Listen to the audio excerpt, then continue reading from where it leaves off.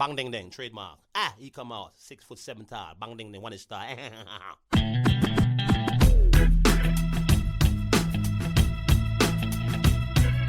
Bang dong ding dong ding dong ding dong ding dong ding dong ding. It is a perfect day. Woke up to the sound of the garbage truck again. Upstairs neighbor's toilet's leaking on my head. Cars broke down, I missed the bus, there runs a 10. I had a feeling this was a day to stay in bed. I finally left my pad right under Jumbo's cloud roof. A police officer pulled out his gun and said, I said, sir, you got the wrong guy. I guess it's just a perfect day.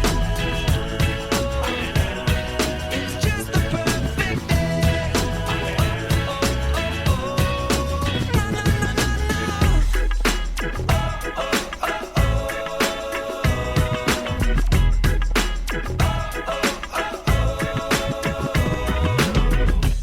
Hey everybody, what's up? Welcome back to Eggs. I'm Ryan, he's Mike, as always, and together we are doing a Thanksgiving bonus show.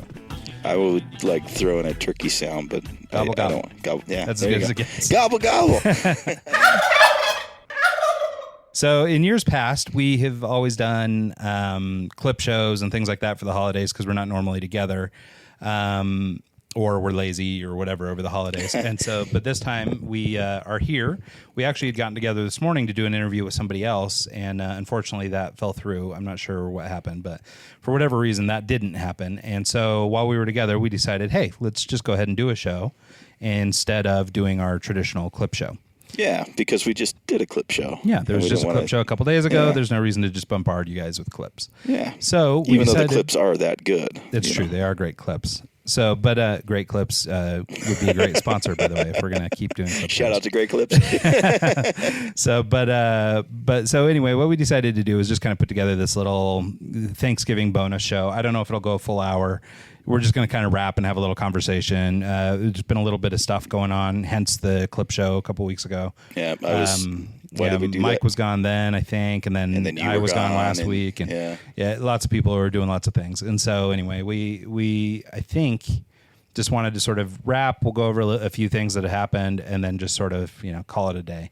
So today's going to be pretty cash, but it should be a little fun, and yeah. And this is going to air on Thanksgiving, so Yep, this will come out tomorrow. just so, something to listen to while eating a turkey leg. yeah, And, or as you're driving to or fro from wherever you might be going. yep, to grandmother's house. Yeah, I hear to grandmother's house we'll go.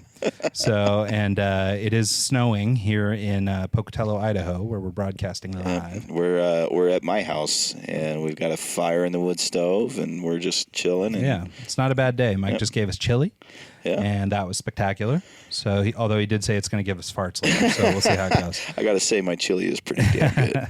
So far, it's a win. And you know what you did in the chili that's my favorite is the corn. It adds so much Corn texture. adds a ton to it. Yeah, Yep. It's the texture. It's the little snap of the corn kernel or whatever. That and celery adds Ooh, a good. celery, I've never thought of for that. It's so you got like the holy trinity when you cook. You got your onions, bell peppers, and what's the third one? Celery. Celery. Yeah. So you saute that in the bottom of the pan, and then start that as Oh, that basically makes your sense. chili. Yeah, no, I did a chili not too long ago that was like a Traeger smoked chili. Ooh. And it started that way, like with the bell peppers and stuff sort of simmered in the bottom. Yep. And You know the other trick? Chorizo. ooh, yeah, I bet chorizo is super bomb. Chorizo is you put in a thing of chorizo, a thing of breakfast sausage, and whatever other meat you want to Yeah, use. we were doing for a little while. We were doing this like keto thing, and there was this recipe book we were following that had like a keto like caveman chili. Yeah. It's like all meat, no beans. Yeah. And it's super bomb, but like the recipe just called for like ground beef, ground hamburger. But I would always throw in like a thing of sage breakfast sausage or something, and just kind of do like half and half. Sometimes the flavoring in the breakfast sausage will compete with the other stuff and ruin it. So I just get the neutral Yeah, just breakfast goes to sausage. standard breakfast sausage. But chorizo is the trick. Yeah. Oof, that's awesome. Well, I have 5 pounds of chorizo from Tucson in my freezer. I should use that. Now the trick is now I got to go home and make a chili. No, it's funny. So we have that Spanish intern living with us, right? Adriana is her name. And so the 2 things she's pulled out of America so far that she loves more than anything are chili and pancakes. Love it. And so it's pretty awesome. But like she's like a little kid, like giddy for pancakes. She loves pancakes. Have you given her a waffle yet? Oh God, I don't know. Might blow her mind. I'm not sure. So, but yeah. So she loves the pancakes and she loves the chili. And so we've done chili several times actually since she's been here, just because of that. But I will tell you, the one recipe I did, the Traeger one, had a chocolate bar in it. Yeah, I'm not a fan. It added the cocoa, like what is it? You know, Kind of a mole style almost. Cocoa, yeah. And or cocoa, or however you say it. I don't know, but yeah, I didn't like that. I didn't like the flavor that the chocolate added to it. And it must be kind of, maybe it's a traditional way of doing something. I don't know, but I didn't care for it. It would have been awesome without. So that. Don't get me wrong. I like the meat chilies, like because I've had your chili before. Mm-hmm. I just like the beans and stuff in with it. I do too. And it's, carbs, whatever. But we did a chili a couple weeks ago that was like supposedly, low-ish carb, not low carb, but it used just different types of beans, like Great Northern beans and stuff like that, versus like the red beans that we would use traditionally. And it was awesome. It was super delicious, and it was supposed to be a little better for you. I'm sure it still had carbs, but I guess not all beans are created equal. So apparently this stuff was a little better. So we did that, but yeah, I'm all for chili. Super cool. So you just got back from LA. I did. So I went down to LA. Basically, it was kind of sweet actually. I had come across, there's this artist that I follow on Instagram. He goes by Beast Rec. And he's awesome. He's this great illustrator. He makes like all these kind of like horror illustrations, kind of comic book style, but he's an amazing artist. And so we've been following him for a while on Instagram, and I saw some stuff on there about this thing called DesignerCon out in Anaheim. And I'd never been before and hadn't even really heard of it before him. And so we started looking into it, and my older son, my 13-year-old, likes this artist too. Is he 13 already? Yeah, can you believe that crap? Dude. And so Ethan, my older son, was like, really digging the idea of this guy. And as he started paying attention to DesignerCon, he started getting more and more of it in his Instagram feed. He's being, somebody's listening in. Targeting. And so, but anyway, so a couple of other artists that he just loved started showing up in his feed, and they were going to this thing too. So I had already made the decision that I was going to go out and check this thing out just myself. And then we had decided to kind of extend it to the whole family, thinking, we'll just make a little family weekend of it. But it was just going to be too expensive to take everyone out there and do all this stuff. And our hotel was right across the street from Disneyland, so everyone would have wanted to go to Disney, and Disney is just gross expensive. It's ridiculous. And it was like a premium day or whatever they call them, sort of their high traffic day. So they literally have flex rates on their price? Yeah, they charge a little more for those crazy days and stuff like ridiculous. That. And it just, the whole thing's a mess. And like, I'm not that big of Disney fan anyway. Have you seen their new streaming platform or whatever? Yeah, Disney Plus. Yeah, we could talk about that. My kids got into that crap. You got it already? Well, so here's the thing. Do you have Verizon? Are you on a Verizon phone? Yeah. Because I just learned this. Yeah. So Disney Plus is free for a year with Verizon. Oh, really? And so we decided to give it a shot. But the kids won't stop watching it. Our Spanish intern, Adriana, is like mega Disney fan.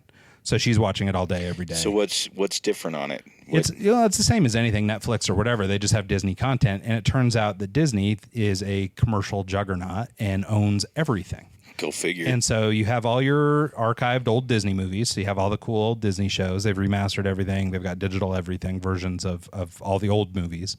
They've got new movies, including a live action that was not needed of Lady and the Tramp. Live action? Yeah, why we needed a live action Lady and the Tramp, I don't know. I have the same stance on live action Aladdin and live action Lion King. Like, I don't get why we're taking great movies and then just kind of screwing them up. Yeah. But for whatever reason, we're doing that now. I guess they're introducing them to a whole new generation who maybe weren't as, accustomed to these old ones. But like, for me, Will Smith as a blue genie is one thing, but like, he can't trump the Robin Williams performance. Yeah, I was just gonna say that Robin Williams is the genie. You're that's not the gonna whole beat thing. That. And it's his character and his voices and all this stuff. Like, Will Smith is like a cool dude, man. Like, he's a cool genie. Like, it's fine. And if you'd never seen the other one, it would have been fine. Yeah. The problem is you're trying. Jasmine is super hot. You're like, comparing it works apples out. to oranges. Yeah. The thing is that you can't treat them like they're the same movie. Yeah. And I've heard that Lion King is more or less shot for shot identical. But really? It's remade in CGI and stuff.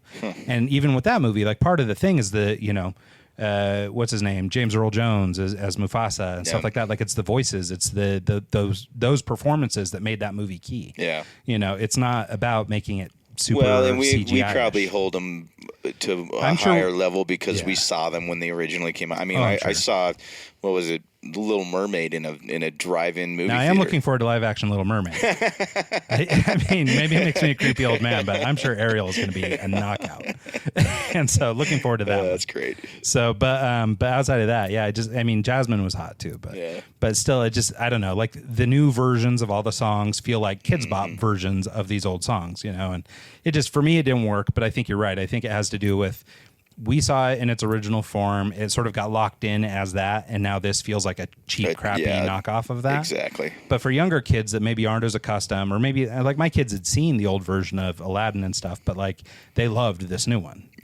So I guess they just don't have like that spot in their heart for this stuff, So this is just a Netflix for Disney for the most part. Yeah, and it's just Disney's content. Now they are making some. Like, I saw a Star Wars remake. Yeah, they're doing some original content. So, and I don't know that much about it, so I might sound kind of stupid, but they do have the TV show The Mandalorian, which I think is what like Boba Fett is. Maybe, I don't know. Star Wars guys don't reach out. I don't know. Right. I've seen all the movies. I like them just fine, but don't shout me down if I've got the Mandalorians wrong. Yeah. But I think it's sort of the story of those people, like that people. I just see a tiny Yoda. I hear there's a baby Yoda. Yeah, that's what I see. So my only interest is the Yoda. Yeah, I'm into Baby Yoda. I think that's cool. So, and in fact, at DesignerCon, there were Baby Yodas everywhere. Really? Like people had sculpted them and painted them and stuff. There were funny. Baby Yodas everywhere. But anyway, so they're doing original content. I think there's another show called like Loki or something that's Loki from like the Thor movies and stuff. That's like sort of a TV show around him. And Ethan, my oldest son, was telling me that there's some kind of show coming up that's kind of a what if, where it puts like different superheroes against one another. And interesting. Who would win if Thor fought somebody? So it's like the kind of like that claymation Discovery Channel show. I was thinking the claymation battles back in the day. Celebrity boxing. Yeah, no, there was what the heck was that show called? I remember it though on Comedy Celebrity Central. Deathmatch. Yeah, that's right. Yeah. No, it was MTV. Yeah. But yeah, they I think that it's something kind of like that, but sort of like on Discovery Channel, they have like, what if a lion fought a hippo or whatever? I think it's kind of like that. But anyway, so my kids are excited about it. I think it's probably pretty cool. It's relatively affordable. It's like $7.99. That's not bad. But we were talking about it last night, and the problem is that so many people have piled on this cable cutting movement and all these streaming services. Like now it's become so overwhelming that you're paying probably as much or more for cable That's by the because you're time you paying buy everything. 12 here, 15 there. Yeah, and so the way I was defending it when we were having this conversation last night actually was, like if I'm into a series on HBO, I'll pay for a month of HBO and I'll watch it, and then I'll turn off HBO. Yeah. And then when I want to get back into it, I'll fire it up again. And, so like right now, for example, during football season, I'm paying like $60 a month or something for Fubo. Fubo, generally, I just pay their like $20 a month plan, and that gets me my Spanish soccer and some other stuff like that. But during football season, you can pay a little more, and you get your local networks, and you get Can NFL you Red DVR Zone. it? Can you watch it? On Fubo, you can. Yeah, you can record everything. So like See, you can that's record kinda the cool. game and come back to it and jump through all the commercials or whatever you want to do. See, that's the thing is like right now I think we're paying like $100 a month for cable, and the only reason we keep it is because football season and we can DVR it. Yeah, well, so and we that's can- what's so cool about like this setup with Fubo, right? Is I want to say it's like $65 or something for the plan I'm on, but at the end of football season, I can just back it back down to the one I had before, and And I'll they're lose some of the banking on that cable you networks, because it's got HDTV, which is like my Achilles heel. I need my HDTV. Mine's like Discovery and National Yeah. Geographic. And you get some of those with this expensive plan. It's still cheaper than going to like DirecTV or whatever, but it's, still kind of expensive. It's not cheap anyway. And so, but we have that, and then we have Netflix, and then we have Hulu, and then we have Disney So Plus, by the and end then of we it, have you're all this paying stuff. like $120. So we're paying $100 anyway. Yeah. The only real difference is, generally speaking, I'm getting all the programming I want. Yeah. Versus buying 500 channels on DirecTV That you're not going to watch, and and then having you have to 12 sit through that I watch. commercials and Yeah, in this case, I can just pick the shows I want to watch. And like Fubo or Hulu, we turn on and off all the time because my wife will want to watch a show, Handmaid's Tale or whatever. So we'll buy it, she'll watch them, then we'll turn it back off. Then a new season will roll out, so we'll buy it again. And so that flexibility I like. Like honestly, if DirecTV was smart, they would roll this out where you could literally a la carte build your TV programming. I think it's the way it's going to Well, go. because it's all bits and bytes, right? Yeah. They can just turn on and off what you're watching. Yeah. So, why couldn't you, instead of buying these bundled plans of 500 channels, what if you could just buy your local networks and ESPN and Disney Channel and whatever, but you buy 12 channels, Yeah. whatever it is. And those what are you the 12 watch you the get. most. Yeah, because I don't need, the Indonesian version of ESPN. Well, or and the whatever. thing Like, I just is don't need it. 90% of the fucking channels are your buy this vacuum for this. Yeah, they've got all these like QVC style channels. That's what I was trying to think is QVC. That's what like 90% of the content is on cable anyway. So yeah, well, and that's the thing. Yeah, you have 500 channels. Of course, 300 of them are nonsense. Yep. But the other 100 are radio stations that. Well, and half of the value in satellite TV, for example, is your locals. Yeah. And now with that deal they passed, like in whatever it was, 2016 or whatever, where everyone had to go digital. Yeah. Just buy an HD antenna and you can pull down all your locals for free. Yep. So there's no reason to pay for that. And so if you can't pick and choose your programming, then what are we doing with like satellite? So tangent.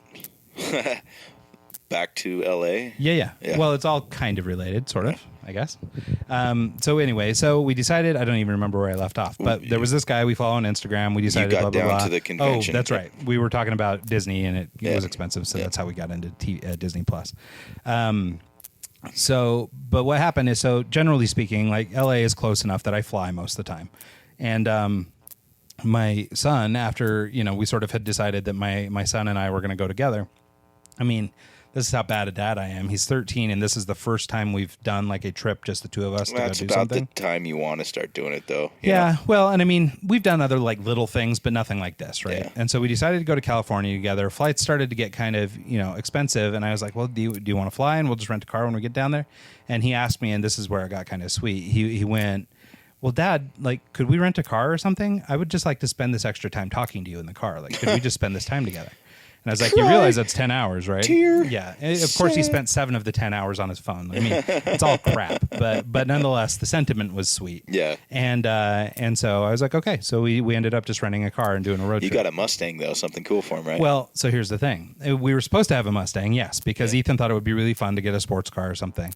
And so we put in, we got a Mustang. Well, then the weather was saying, Snowmageddon and all this stuff. And the last time I did this road trip around this time of year, we came back and we're hit with like a huge blizzard from like St. George, which is 4 hours away on dry roads. Yeah. And so it took like 8 hours to get home in my car. Yeah. And my car's all-wheel drive, but those Mustangs are rear-wheel drive and all this stuff. Like, nope. And so when we got there, I was like, hey, man, can you just trade us? Like, can you get us into a little sport utility or something? So he got us into a Volvo T6 or something, nice. XC60, I think. Those are kind of like small little SUV sport utility, looking ones. mid-sized sport utility, and it was really nice and everything. But yeah, so we ended up bailing on the Mustang. Of course, the weather ended up being perfect. We could have taken the car, but I just didn't want to get stuck on the way back. So anyway, nonetheless, kind of sweet. We did our little road trip down to California. We got there late Thursday night. The conference started Friday, so we hung out Thursday night and Friday afternoon. Friday afternoon, we ran out to Santa Monica and hung out with our friend and friend of the show, Chris Doe, over at The Future. Nice. And went out to his studio, and he was kind enough to give Ethan a little studio tour and show him. Every time I go there, they're building out that place. I bet his eyes were freaking huge. Yeah, it's amazing. What? Well, and they used to have tenants in their building that they shared because Chris, The Future, however it's set up, somebody owns that building. Chris owns that building. And they used to have all these tenants in there and stuff, but now he's pushed everybody out, and they've turned all these rooms into production suites and stuff. Nice. And so it's become this really cool thing, and it's getting better like every time I go there. That's cool. And so, but I mean, his channel, for people who haven't seen it, it's The Future, Futur, on YouTube. They've, got 700,000 followers now. They're, growing like crazy and doing really amazing, great work. And so they basically turned their whole building into this giant production studio, and it's super cool. So yeah, so Ethan's eyeballs were huge. We got to spend a lot of time with Chris and talked over some fun stuff, and so it was really cool.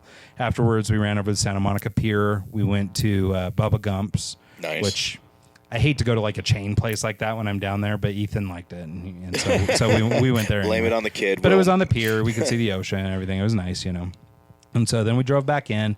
We had VIP access to DesignerCon, so we got to go in Friday night early, at like 5 o'clock. It didn't open to the general public until Saturday.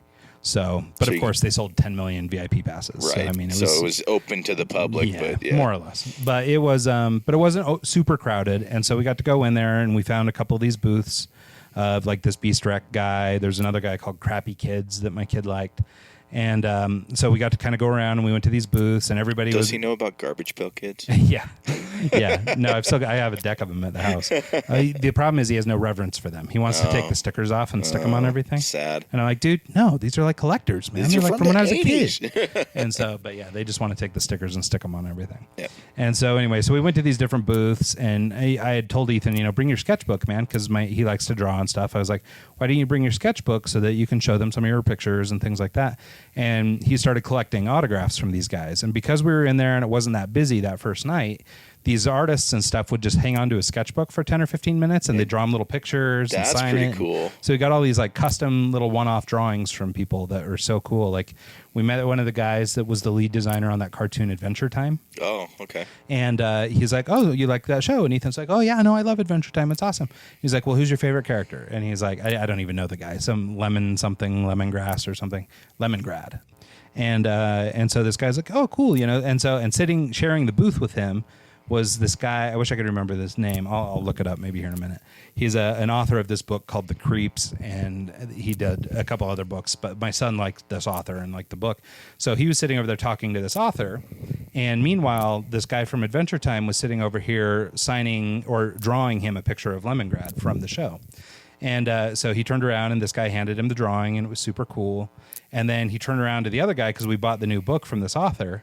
And the author had taken the like title page of this book and drawn him this whole elaborate illustration of like this animal saying, hey, Ethan, or whatever.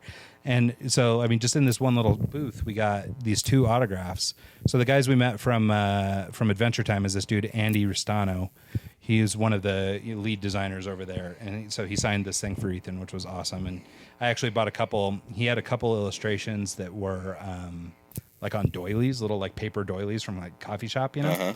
And so I got a happy and a frowny face thing that he'd drawn that we're going to frame up and stuff. But it was pretty cool. That's pretty neat that they take the time to, like. Well, and that was the thing is the next day they were so stinking busy that wouldn't have happened. Yeah. But getting in there for that VIP thing was great. The author, oh God, I can't read it from my photo very well. Sorry. It's Fran something. The book was called Deep Dark Fears. And then he also has it from his other book is called The Creeps. But they're like little comic book kind of things. And so anyway, so that was really cool. So my kid got to spend all this time with them. And then the third one that we spent a bunch of time with is this guy named Mr. Mars. He's like a old graffiti guy, tagger guy. And he does these really cool things where he takes vinyl toys. Like part of this thing was kind of toy convention. So there was a lot of these like little vinyl. You've seen the little vinyl rabbits and stuff. They're called dunnies. Yeah. And he'll take those things and like melt them artistically and then he has a background in automotive, so he paints them up with like automotive paints and stuff and makes these really cool, super colorful, melty versions of like dunnies and stuff. Dude, I love that that's a thing. Like you can take it and add your twist to it and resell it. Well, and that was the thing. Like I had a hard time going around. I mean, like I know that. I mean, they had things there. These things called bear bricks, for example. They're made by like Metacon Toys or something. And I mean, some of them are tens of thousands of dollars, and they look like a Lego man hybrid with a bear. Like They look like they have kind of bear Mickey Mouse ears attached to like a Lego guy. Huh. And they just print designs on them, and that are created by different artists or whatever. And then they all of a sudden are horribly expensive. And I was explaining to one of the guys, one of the companies called Extra Large was there, and Extra Large had a couple of these bear bricks. They were like, I think they were like $1,000 for like the 18-inch tall version of this thing. And I was talking to the guy and I was like, I think they're really cool and all this stuff, but like I don't do a lot of toy collecting, although I'm trying to maybe find my way in a little bit, but like I can't tell what's collectible versus what isn't. So I was telling the guy, just as somebody with a background in commercial art and production and stuff, I was like, I appreciate that these are designed by some guy, but like, and you're stopping after you print 20 of them or whatever. But like you could easily just print 10,000. Like these are just prints on a piece of plastic. Like they're not unique, they're not handmade, they're not anything. They're just this. I'm sure that the limited quantity is what. Well, that's what makes the value. But my point was that you're faking the limitation. Yeah. Like it's not. I mean, it'd be one thing if you were an artist and you were painting it and you had to paint 20 of them. Like that would be a lot of work for a painter, right? What's his name? The sneaker guy that we had on the show. Anderson. Yeah, he does limited prints, and that's kind of how he. Well, and that's the whole game, right? Is you buy these prints and they're editions of 100. Like I bought a print from a guy at this thing, and it was a print run of like 40 of them, and it was $100. and it's signed and numbered and all that stuff, and that's what adds the value, right? But like the reality is, he could easily have made 10,000 of them and just told me there was 40. Now, of course, I think most of these guys are being legitimate and being honest in the way they're doing it. But like with these Bear Bricks and the Dunnies and things like that, like they print these out and then they just change the colorway and print 20 more.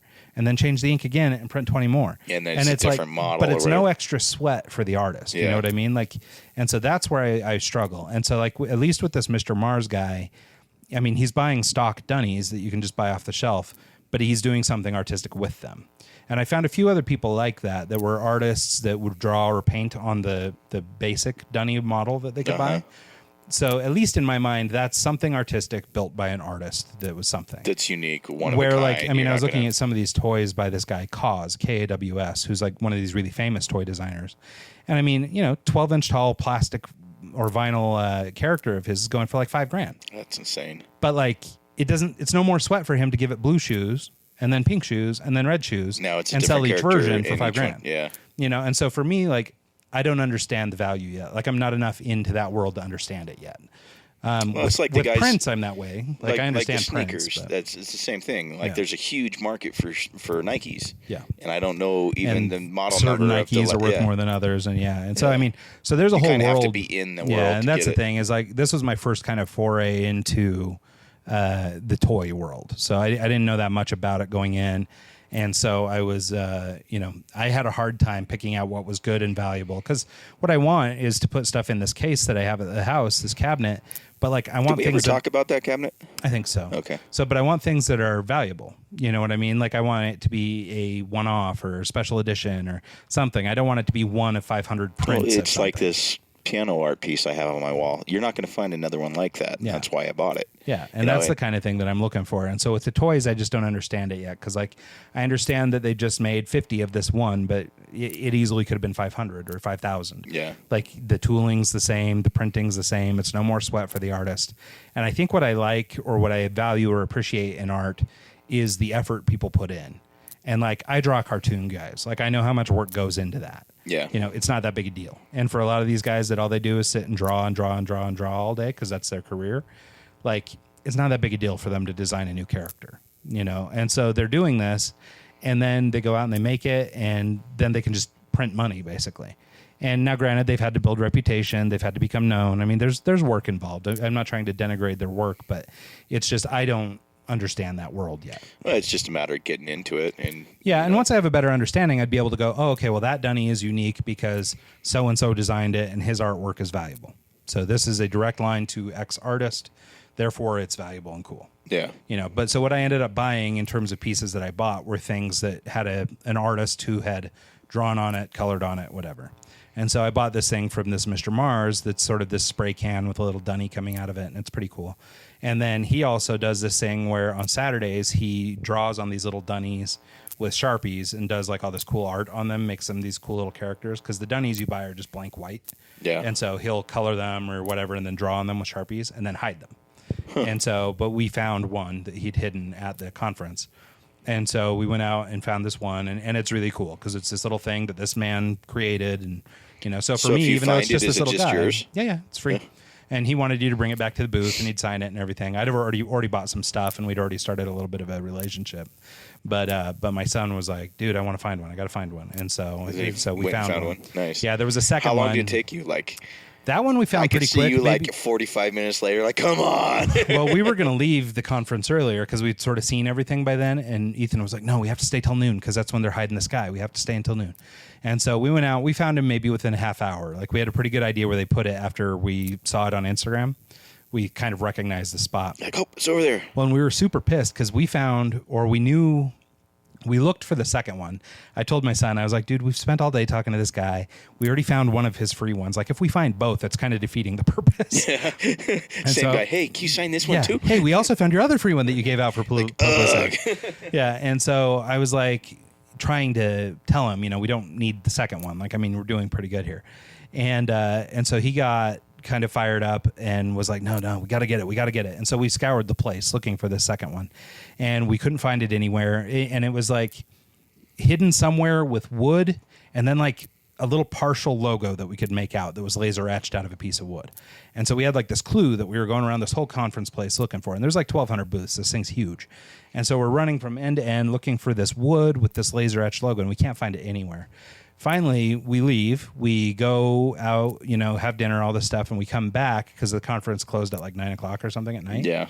And so we come back and we're standing in the elevator to go up to our room, and we see a guy in the elevator with a paper bag that had that logo, like that little piece that we recognized. You hit the guy up with the... No. And so we saw that logo, and all of a sudden it clicked. Now we knew the brand. We knew who it was. We knew what booth it was. So we go, my son's like, we got to go. We got to go look for it. So we run back over there. Excited to go back to the room. And well, they had actually closed the convention already by the time we got there. It was like 9:05, and they were already pushing everyone out. Yeah. And so we told the people at the door, we're like, oh, yeah, no, we bought some stuff. We just have to go pick it up. We'll be right back. So they would let us back in. Yeah. And we went to the booth. It was this company called Bait. And Bait is a big LA shop. They sell sneakers and cool collectible stuff. And worms. And yeah. And so they have all this cool stuff. But so we found where it was. But they had already started tearing down their booth. Yeah. So my guess is whoever worked at Bait was tearing down their booth and discovered this thing and kept and took it. So we were a little too late, but we did crack the code finally. It was just a little too late. That's pretty cool. I like that they're doing that, kind of like the Easter egg hidden thing. Yeah, it's super fun. It's a cool idea. And he does it every Saturday as like a promotional thing. He'll hide one of these guys around. And, the little blank dunnies cost a few bucks. And then by the time he's customized it and everything, it's kind of, it's a little something, $25 or whatever. Yeah. And by the time you factor his price, it's worth $50-$60. And traffic and stuff that it generates for his social network is probably huge. Yeah, it's awesome. And it's really cool interactive thing, and it's a lot of fun. Well, and think about it. Ethan's going to remember this guy forever. Well, and that's what's insane, too. So while we were standing at this guy's booth, this Mr. Mars, we were standing at his booth, and Ethan mentions to him that he's like, oh, yeah, my dad draws, because he's really into this and having a good time talking with this guy. And so he's like, oh, my dad draws, too. You guys should collaborate and do something together. I mean, he's never seen anything I've drawn, nothing. Yeah. Ethan pulls up this Instagram that he set up for us for, like, our family art that we haven't put anything on in months. And so he showed him a couple of my drawings or whatever, and the guy's like, "Oh, yeah, no, that's really cool. You got it all talented or whatever. You got it figured out." He's like, so he extended this offer. Hey, if you ever want to split a booth or whatever, if we're doing one of these things and you want to go in halves on a booth or something, let me know and we'll work it out. That's cool. And so, but since then, Ethan's been DMing him like every day and saying, "Oh, dude, you and my dad should do this. Or you guys should collaborate on this." Like I had no idea. And then just like moments before this podcast, I was on Instagram, and Mr. Mars has liked like 50 things on my Instagram feed. That's funny. So he's clearly bullied my son into my son has clearly bullied him into following me on Instagram. That's hilarious. And now he's going through all my stuff, but it's kind of funny. And so anyway, so Ethan is hellbent on us doing some kind of collaboration. So watch for collaborative prints and designs. There you go. Who knows? Maybe we'll be running around with Mr. Mars one. You can go and sell chairs. Yeah. Chair prints. That'd be awesome. I'm down with chair prints or whatever kind of prints. So, but one last thing, just to give this last little moment from LA, which was pretty awesome. It was a little coming of age story for my oldest boy. So after we finished the conference, we went into town. I have a friend that lives in sort of downtown LA, sort of in the fashion district area. And so we decided we'd go down there and catch him for lunch. And I haven't seen him for a while, so we thought it'd be fun to go catch him for lunch. So we go down there. And like I say, he lives right in sort of the heart of downtown. So we went to his apartment, we picked him up, and we were walking to lunch. We get to this intersection, and there's this dude, presumably homeless guy, but he looks like he spends every minute in the gym. Because we saw his whole body, we know this. And so, but it was this dude, looked like a homeless guy or something, totally shredded, totally hanging out there for everyone to see, butt naked, crossing the street. And so we could just kind of stood back and watched him because we were like, oh, God, we got to see what's going on with what's going to happen with this. And so right across the street from my friend's house is this place called Sonora Town Tacos. And Sonora Town was featured in this documentary called The Taco Chronicles on Netflix. And so it's super popular now. There's like a line around the block all the time. And so this dude, this like butt naked homeless dude, goes walking up to this line that's like around the block and starts tapping everybody on the shoulders, presumably asking for money or food or whatever. But he's going like person by person. And so they all turn around and see this. Well, so we're standing on the opposite corner watching this, and you can hear every person he taps and then the reaction. And then every person he taps, then the reaction. And so you've got the, oh my God, and the whatever, but it's like every other person. He's just tapping him on the shoulder. And so anyway. Can you imagine getting a tap on the shoulder and turning around, some butt naked dude standing right there? Dude, well, and I mean, shredded and like, I mean, I'm just, we'll keep this PG, but I mean, if I'm that dude, I might walk around naked all the time too. Like, he's got all the things that you would want out of like sort of a naked dude running around. Okay. And so like, I mean, he's missing out on an opportunity being a homeless guy. Like he could actually just be modeling. All he for needs somebody. to do is put on a pair of chaps and stand on a corner, and he can be the LA version of the naked cowboy. Naked cowboy. Well, that's the thing. If I wasn't so intimidated by him, it would have been worth just going and saying, "Hey, man, how do you feel about just fashion modeling?" Because he could for sure have pulled it off. But Just like, go and do a selfie with him. yeah, I couldn't imagine the insecurity standing next to that guy though. So, but anyway, it was kind of funny. So That's my great. 13-year-old got exposed to this naked dude roaming around. So I was about Ethan's age, and we went to Cabo San Lucas, and I was down there. We're just kind of shopping, and all of a sudden I'm in the back of this shop. My parents are at like the next one over, and I was just kind of looking at something in the back, and in the very front of the shop, two guys break out into this brawl, like full-on fist fight, blood flying all over the place, and my parents couldn't get in because they're on the outside. So I'm sitting here huddled in the corner watching this guy get his ass kicked. And that was kind of like my my reality dose of like, oh, okay. That's something I've never seen before. Well, it's true. And then, like, I mean, downtown LA has become such a cesspool for like homeless people and these tent cities and stuff everywhere. Yeah. And, I mean, it's just gross. And so, I mean, taking my kid down there, I think was a little bit of a reality check for him. Now in Salt Lake City, like, we're totally used to the homeless. Like, I mean, there's tent cities all over down there. Yeah. They've cleaned it up quite a bit recently. But there's a difference between walking through it and seeing the naked homeless dude. Right. Yeah. Well, and that's the thing. Like, naked homeless guy was like the icing on the cake. Like, we had driven through these neighborhoods getting to my friend's house where it's bumper to bumper, wall to wall, tents, Well, and people that on the art streets. district's just like that. People roaming through Yeah. the streets that are just drunk or high or whatever. Just, I mean, it's total anarchy on different streets downtown. Depending on where you're at. Yeah. And so running into this naked guy was actually like the least, gross thing we'd seen that day. Right. And so, which is saying a lot. And so, but anyway, so it was a fun experience. We had good lunch and everything. And I mean, my kid was totally cool, like not like, freaked out or anything, but like he saw the humor in it. We did. And so we kind of were watching it and, the cops were all over it and it was like a whole thing. That's great. But, so it was pretty fun, but that's something he'll remember, kind of like I remember that fight. oh yeah, no, for sure, burnt into his psyche forever. So, oh yeah, remember when Dad took me and showed me that naked homeless guy?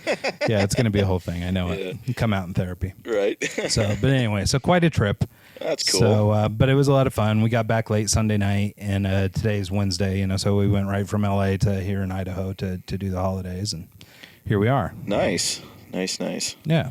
So, what was our next talking? Well, so do you want to get into? I think we teased it a couple weeks ago. Maybe we talked a little bit about your Carvana experience, but do you want to get into that, or do you just want to tell everybody Happy Thanksgiving and move on? I can do a little bit of it. We just brought it up. I just bought a new car through Carvana. I got a 2015 VW TDI, the recalled diesel ones. Well, and it's awesome because like I didn't know anything about Carvana until you mentioned it. Like I hadn't seen the ads or anything, and so it's now amazing. I'm totally amazed by this thing. I love it and hate it at the same. Well, I don't hate it. I love it. 90% of everything that's happened has been good. When I ordered my initial car, I ordered a Jetta. And I ended up, something in the shipping process got messed up. And so because of that, they gave me the option to wait a week or look for a different car. And I jumped back on and looked for a different car. And I found this Passat that was the diesel, what I was looking for initially. And they didn't have any available when I first looked. And so I ended up, the initial car that I chose was a 2016 or 17 Jetta with less miles, but it wasn't the leather package and the nice package, and it wasn't the diesel.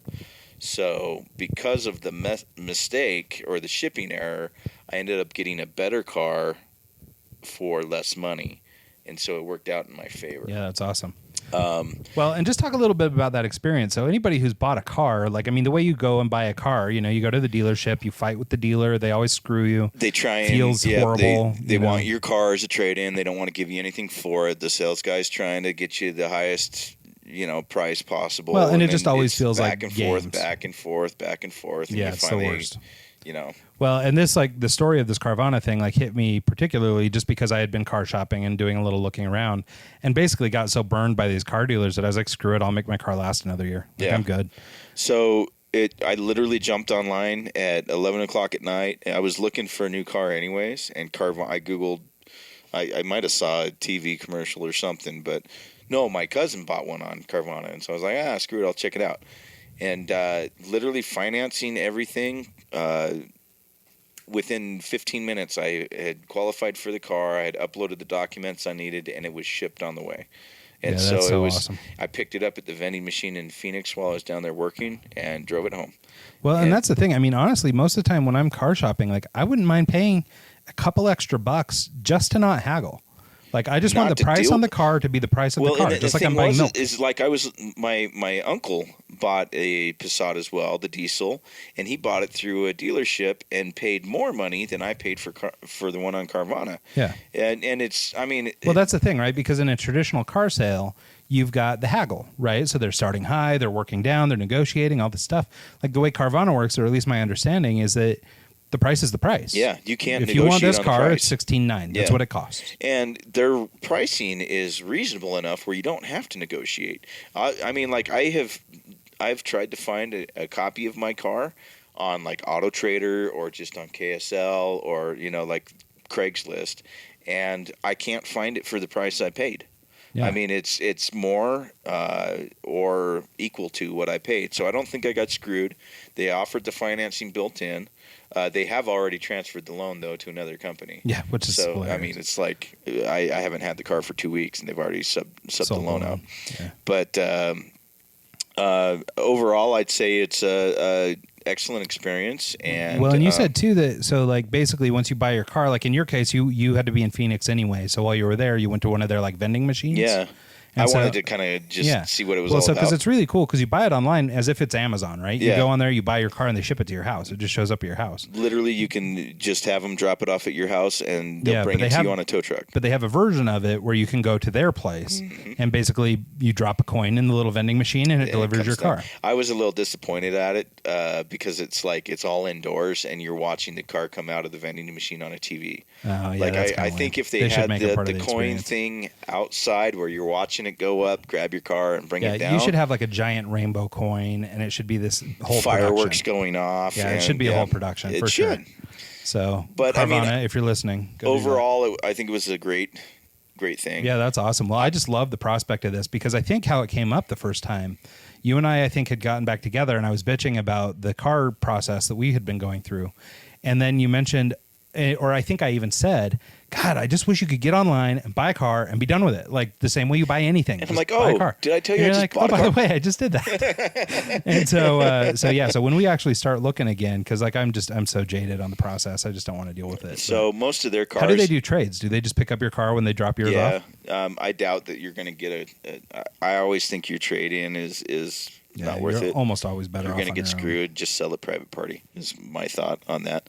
But yeah, that's cool though. But anyway, so yeah, we're gonna have to check that out because I think when we're ready to buy again, I'm gonna want to. I think Mark Cuban is behind it. Oh, okay. And the reason I think that is because I was watching Shark Tank a while ago, and the dome where they take the they do these really cool like 360 photos. You can spin the car around and look at every inch of it on the inside and the outside, and the technology that they're using, I think, is something that he backs. Yeah, no, it's very cool. So awesome process. And so I will say, just because I think there's some new laws coming out about being transparent, we are not being paid by Carvana, but if they would like to pay us, we're happy to accept their money.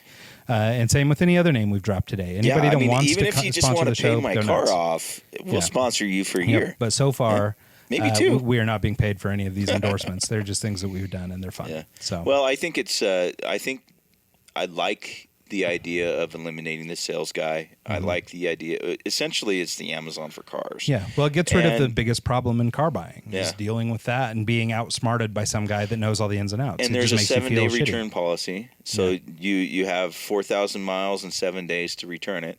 And I mean, I put the 4,000 miles on it before the 7 days. Yeah, you should just do this every 3,900 miles. Every 3,900 miles, you just trade it in. Can I get another Jetta? No, this one's not cool. I want to try this one. Well, so I got the recalled diesels that they were having the issues on. So I think that's kind of why I got it for a good price. But I'm averaging 47 miles to the gallon on the freeway. Well, and the thing is, they went in. It was just a computer thing. Yeah, it was just. And an so emissions they've thing. updated all this hardware so that they can sell those cars. Like, I mean, why not? Yeah. Yeah. I mean, now I don't know. Maybe in some states, maybe they don't pass emissions or something. I don't know. But no, they pass. If they're selling them in Arizona, they must. It was some. I think it was just the way they were running the software. Yeah, or the marketing campaign for the car or something. But yeah, so I don't think it just. I mean, like, it's a nice car. It's luxury. I got it for a good price, and I'm getting like the amount of money I'm saving by not putting it into my gas tank is covering my car payment. Yeah, so it's so awesome. It's so great. Well, yeah, no, I think it's really cool. So I'm kind of excited to buy. Although we've been looking for a new Kia Telluride, I think they're called, little sport utility, and they don't have any yet. It's like too new. Dude, get a Passat, man. But this 47 mile to gallon thing, it's a life. Passats are awesome. As much as we drive, I drove from Phoenix. I left when I left coming back. I didn't fill up until I got to Provo. That's awesome. Yeah, so I got that's a long stretch for through people Vegas all the way up through St. George, and I had the fill up light came on right outside of Provo. That's awesome. It's ridiculous. Yeah, that's so good. I love that. All right, well, hey, so let's wrap this baby up. Let's call it a bonus show in Turkey the can. Day. Yeah, so just a quick little shout out, in the spirit of the holiday. Thanks to everybody who's been a part of this eggs journey so far. Yeah, it's been a roller coaster ride, that's for sure. Yeah, we're this will be episode 132, I think. I mean, that means that, if you put it doesn't sound like a lot until you go, that was 132 consecutive weeks. Yeah. Then it starts to sound like a lot. If I could do that with my weight loss, I would be like so shredded right now. I'd look like this homeless guy downtown. Right. And so, but instead, I don't. I still look like the couch we're sitting on. Diet. Yeah, well, that works. Clearly it works for that guy. So, but yeah, so anyway, so big shout outs and big thank you for everybody who's been a part of this so far. Everybody who's, yet to come, and, feel free to spread it around, let people know about us, and get involved with the show. Like, we're working really hard to try and build some community around here, start getting some dialogue going with the people who listen to the show, everything. So please reach out with questions, things you'd like to see covered on the show, things, people you'd like us to have on, etc. And yeah, so just huge thanks. And in this time of Thanksgiving, shout outs from our families to yours. Yeah. Happy holidays. We'll see you next week. All right, everybody. See you next time.